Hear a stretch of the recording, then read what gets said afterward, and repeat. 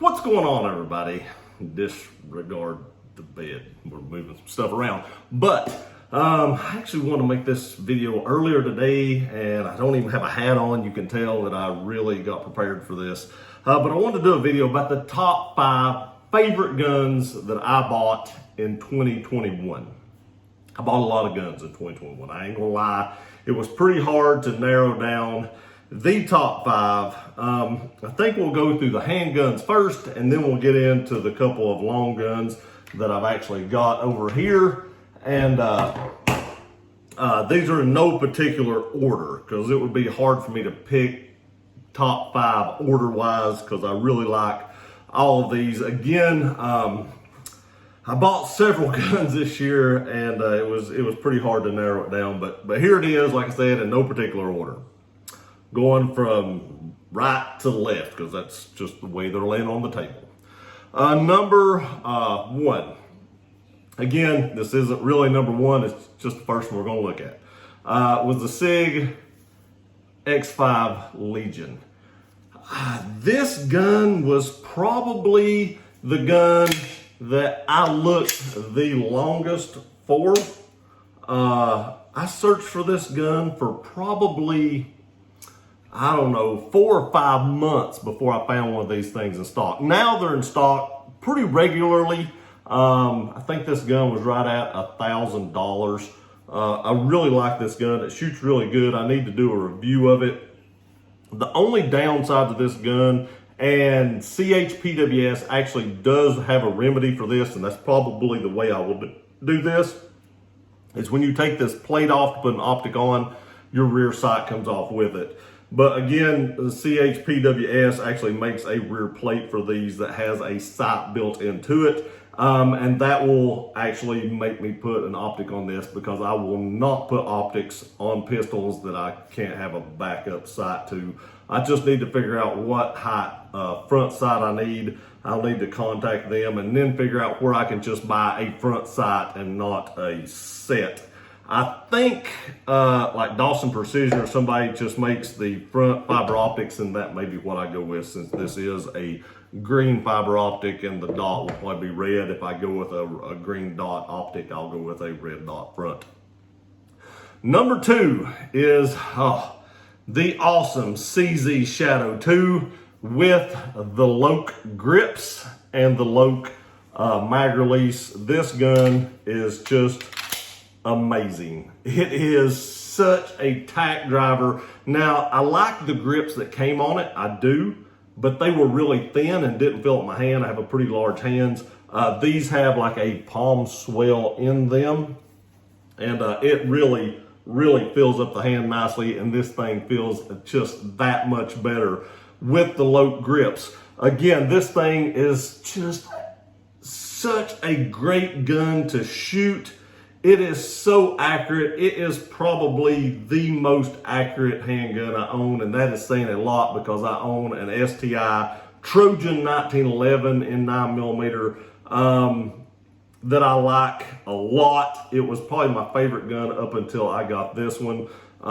This thing is just amazing to shoot, and I love it. If I had to pick just one of these guns to be my favorite gun I bought in 21, that would be very close to the top of the list, if not the very top of the list. Next is the ZEB Custom Z320 Sig with the Holosun 509T with a red dot in it. I do have a 509T on my FNX 45 Tactical with the green dot. Not sure which one I like better yet. Need to do a review on that. But just can't decide between the two right now. This gun is also an amazing shooter. It has an absolute phenomenal trigger on it. It is amazing. These grips were actually done by Steady Grind Designs. I have a full video up on that. He does amazing work with SIG grips. The ZEB Customs do not any longer come with the ZEB Custom stipple grip, so mine did have that, and I thought that might be rare in the future, so I took that grip off and sent these off and had these done. I just bought another grip and and had him do them, and very, very happy with that. Now this also is rocking the night vision sights and a TLR 7A Streamlight. This is pretty much how I set up all my guns. The optic height, night visions, usually a Holosun dot, just because I like that I can change the battery out. It doesn't have anything to do with cost or anything like that. I like the fact I don't have to take my optic off to change the battery. If Trijicon will come out with a durable optic that I don't have to take the optic off to change the light, like in the RMR, if they ever come out with the RMR, I can change the battery without taking the optic off. I'll probably switch to those, but for now, rocking Holosuns, and I've never had an issue, and I own a lot of Holosun dots and not had one single issue. All right, next, we're getting into the big boys. This one will be hard to put on camera. It is the DTA SRS with the Bushnell XSR 3.5 to 30, or is it 4.5 to 30 scope. That scope will reach out and see a lot. And it also is rocking a spur mount and an Atlas bipod and a Surefire flash hider. The flash hider will get changed very, very shortly, because I just bought a Silencer Co. Can for a 30 cal and the hybrid 46. I say shortly, that can will be back for probably another 8 months. But I will be doing that. Now, when I do that can, I'll do a video about this. I am going to put the dead air adapter on it instead of the Silencer Co. When I did buy the Silencer Co. and everything, when I started doing research, I was like, the dead air just seemed better. So I just wasted a ton of money on Silencer Co. flash hiders and the Bravo ASR adapter and stuff like that, the quick detach adapter and stuff like that. But that's okay, because I really think the dead air is a better setup. Now, this is rocking the 308 barrel in it right now, but I also have a 300 Win Mag barrel. I can't remember how long the 308 barrel is, but the 300 Win Mag is 26 inches, so it will stick out a little bit further. But this thing is amazing. Love this gun. This is a tack driver. If you've never heard of DTA, those are not cheap. They are stupid expensive. Just the extra barrel setup is like almost $2,000 just for the barrel and the bolt. But they are amazing. One of the most accurate rifles on the market, and the XSR scope. Only thing I don't like about that is it's not illuminated. It was on the rifle when I bought it. This is a Gen 1. The Gen 2s have like M-lock. I actually prefer Picatinny. I know they're heavier, but they're more durable. So I don't know. The only thing I wish I could put on this that the Gen 2 does have is a cheek riser. That's it. Other than that, it's the same identical gun, more or less.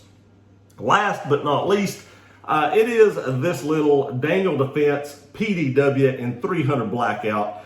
It's not completely finished. I am going to change this Surefire light to probably a mod light. I've never owned a mod light, so I'm probably going to go with mod light. I did order a new Surefire cap, the one that has the momentary switch on it and constant on switch, along with the adapter for the pressure pad. And I ordered a mod light pad. They're not here yet. And I did also order the clear front cap, mainly because this is probably going to wind up being like a bag gun, like a backpack gun or something like that.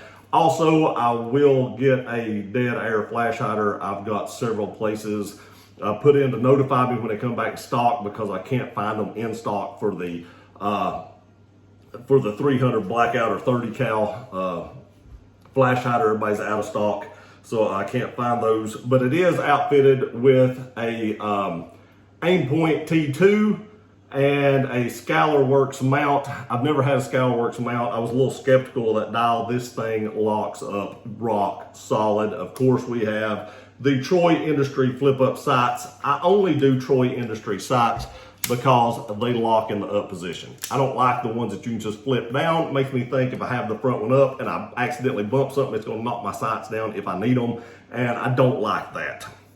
I also changed out the grip. I put a Magpul grip, put a Geisley trigger guard, mainly because the stock day on the fence didn't have this piece here. I have large hands and my finger was going like way in the trigger guard. So I changed that out to give me a little bit more length on the trigger there. I put in a bolt catch, a Geisley mag release, and that is about all I've done to this little gun so far. Again, this is the first 300 Blackout I have ever owned. I bought a ton of subsonic for it, and I've not even sighted in yet because I've just not had time.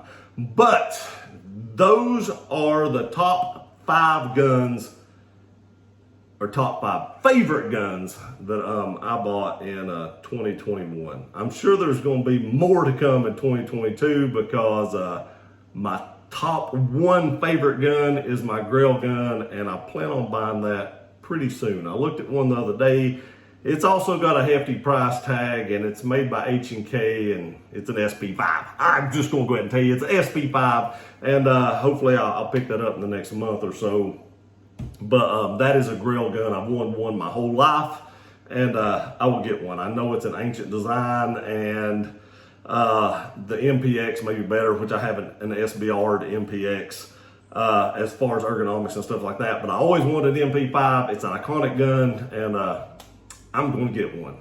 But let me know in the comment section, what are some of your favorite guns that you bought in 2021? And what do you plan on buying next year if you plan on buying anything? I appreciate you watching this video. Please like, share, and subscribe. Love you guys. See you next time.